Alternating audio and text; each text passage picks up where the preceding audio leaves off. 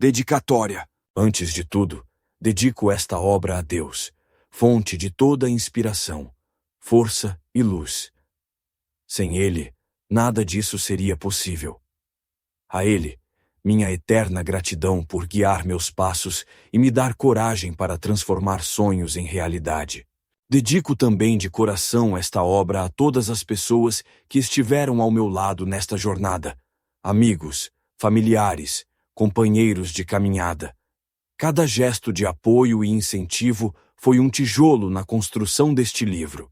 E, principalmente, ao meu incansável parceiro de pesquisas, com quem compartilhei horas intermináveis de estudo e descobertas para aprimorar cada detalhe desta obra. Sem você, absolutamente nada disso teria sido possível. Sua dedicação deixou uma marca profunda neste projeto. Por fim, ofereço esta obra às futuras gerações. A todos que, assim como eu, sonham em deixar algo no mundo. Que este livro sirva como um lembrete de que os sonhos são sementes eternas. Cultivem os seus com coragem, fé e perseverança. Sigam seus sonhos, mesmo quando o caminho parecer incerto. Vale a pena. A todos vocês, minha mais profunda gratidão. Observações do autor. A história deste livro se desenrola entre os anos 1275 a 1288 da Era Luthrain. No início, a passagem do tempo pode exigir um olhar atento, mas à medida que a jornada avança, cada peça se encaixa, revelando um mundo vasto, interligado e pulsante de histórias. Este universo é inteiramente fictício. Todos os nomes, locais e eventos são frutos da imaginação do autor. Qualquer semelhança com a realidade será mera coincidência. No entanto, vale mencionar que a Operação Telik, mencionada na história como parte do passado militar do protagonista, foi uma operação real conduzida pelo exército britânico no Iraque em 2003. A inclusão desse evento busca adicionar verossimilhança à narrativa, ainda que os personagens e os desdobramentos apresentados sejam completamente fictícios. A narrativa se desenrola em um mundo sombrio e fantástico, habitado por criaturas lendárias, bestas colossais, dragões ancestrais, marinheiros destemidos e cavaleiros forjados em meio ao conflito. Cada elemento foi construído com dedicação, pesquisa e incontáveis horas de escrita e revisão, com o propósito de oferecer uma experiência rica, intensa e envolvente. Você encontrará, ao longo da leitura, palavras no idioma de Halgar. Algumas delas serão compreendidas pelo próprio contexto. Outras podem ser exploradas com mais profundidade no glossário, localizado ao final do livro, para os leitores que desejarem mergulhar ainda mais nesse universo. Todas as imagens e ilustrações presentes na obra foram criadas por Kim Vasquez e aprimoradas com o auxílio de inteligência artificial, garantindo uma identidade visual única que complementa a experiência narrativa. Espero que esta jornada o cative tanto quanto me cativou ao escrevê-la. Boa leitura! Prólogo. A consciência de Damian rastejava de volta como um espectro mutilado, arrastada de um abismo de trevas líquidas para a superfície de um pesadelo que pulsava com vida própria. Não era um despertar gentil, mas uma ressurreição desdoura. Sua alma parecia costurada ao corpo com fios de arame farpado. Cada ponto era uma agulha cravada em silêncio, um grito preso na garganta sem saída. Seus sentidos voltavam em fragmentos tortuosos, cacos de um espelho estilhaçado refletindo apenas agonia e desespero. Primeiro, o som. Um zumbido grave e latejante. O ronco profundo de uma fera colossal, como se o próprio mundo tivesse um coração oculto. Um tambor de guerra ecoando nas profundezas de um túmulo sem fim. Um ritmo que parecia mais antigo que o tempo, mais cruel que a morte. Depois, o toque. A terra sob suas mãos, seca e quebradiça como os ossos de um deus esquecido, os grãos ásperos mordendo sua carne como agulhas famintas, a textura áspera sussurrando promessas de sofrimento eterno.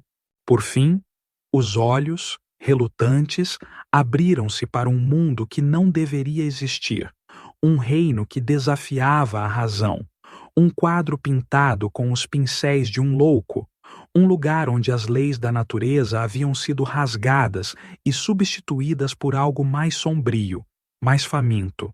O céu era uma ferida aberta, um crepúsculo rubro e doentio que sangrava sobre o horizonte, como se garras titânicas tivessem rasgado o firmamento, derramando rios de fogo líquido em sua ira. A luz, se é que merecia tal nome, era um brilho enfermo, um véu de essência coagulada que tingia a paisagem com tons de carnificina e decadência, um fulgor que não aquecia, mas corroía, como se cada raio fosse uma lâmina sutil cortando a alma. O ar, denso e sufocante, trazia um fedor antigo e pútrido, um miasma ferroso que se agarrava às narinas de Damian como uma segunda pele. Era o hálito de cadáveres apodrecendo em câmaras ocultas. Ele engasgou, o gosto metálico da morte rastejando por sua língua, queimando sua garganta como ácido destilado de pesadelos, um sabor que invadia sua alma, uma marca deixada por algo que o observava das sombras. Cada vislumbre daquele inferno o fazia duvidar da própria sanidade. Estaria ele morto ou alucinando? A dor, latejante e viva, era a única âncora que o prendia à certeza de que ainda respirava, mas mesmo isso era uma bênção dúbia. Viver ali parecia um castigo pior que o esquecimento. Sua mente, um campo de batalha de pensamentos fragmentados, buscava agarrar-se a algo familiar, a uma memória que explicasse como ele chegara àquele lugar. De repente, Londres surgiu em flashes na mente de Damian. O tumulto incessante da cidade, o odor de cerveja amarga e suor na boate onde trabalhava como segurança. Ele ouvia sua própria respiração acelerada enquanto enfrentava um cliente bêbado, o punho cerrado pronto para o golpe, até mesmo o sangue dos ceifadores da vida de Arif escorrendo por suas mãos. E então, nada. Um vazio o engolira, uma boca faminta de escuridão que o mastigara e o cuspira ali, neste reino de sangue e sombra, um mundo forjado nos sonhos febris de um deus insano. Mas por quê? Por que ele? Uma voz distante ecoava em sua mente, fraca como um sussurro preso em teias de aranha. Sobreviva. Era um comando, uma ordem sem contexto, um fio tênue que o impelia a continuar, mesmo quando cada célula de seu corpo gritava para desistir. Ele se levantou trêmulo, os músculos protestando como cordas prestes a arrebentar. O chão sob seus pés parecia vivo, pulsando em sincronia com o zumbido que o cercava, pronto a romper-se sob o peso de horrores ainda ocultos. Cambaleou sem rumo, os olhos vasculhando a vastidão em busca de um sinal, uma resposta, qualquer coisa que explicasse o que estava acontecendo. À distância, formas indistintas erguiam-se contra o horizonte vermelho, torres tortuosas, como espinhos de pedra negra, retorcidas como se houvessem sido moldadas por mãos que desprezavam a simetria. Eram ruínas? Templos? Prisões? Não havia como saber, mas elas pareciam observá-lo, sentinelas silenciosas de um reino que não tolerava intrusos. O vento uivava entre elas, carregando fragmentos de som, gritos abafados, talvez, ou risadas distorcidas, um coro de vozes que não pertenciam a nada humano. Seus pensamentos eram uma tempestade, um redemoinho de medo e confusão. Quem ou o que o trouxera ali? Era um castigo por algo que fizera? Uma dívida cobrada por forças além de sua compreensão? Ou seria ele apenas um peão em um jogo cujas regras lhe escapavam? Cada pergunta era uma faca cravada em sua sanidade, uma dúvida que se acumulava como veneno em suas veias. Ele pressionou as mãos contra as têmporas, como se pudesse espremer as respostas de sua mente quebrada, mas tudo o que encontrou foram buracos negros onde memórias deveriam estar, lacunas que o encaravam de volta com olhos famintos. O ruído ao seu redor mudou, um tom mais agudo cortando o ar como uma nota sustenida. Seus ouvidos, treinados em campos de batalha, captaram um estalo seco à distância. Foi então que o sentiu, um arrepio subindo pela espinha, um instinto afiado por anos de treinamento em seu antigo batalhão. O ar ficou mais pesado, o zumbido mais agudo, como se o próprio mundo prendesse a respiração. Algo estava vindo, rápido demais para qualquer preparo, brutal demais para qualquer esperança. E então a dor o encontrou. Não era apenas ardência, era um inferno vivo, um fogo que devorava a carne de seu braço esquerdo, cada fibra de seu ser gritando. Seus olhos, embaçados pela névoa do tormento, focaram na origem do sofrimento, presas curvas como adagas, cravadas fundo em sua carne, os maxilares de uma criatura sombria cerrados com uma brutalidade que transcendia a animalidade. Não era um lobo, não como os predadores elegantes das florestas boreais que ele conhecia de documentários da National Geographic, movendo-se em harmonia pela neve, guiados por graça e precisão.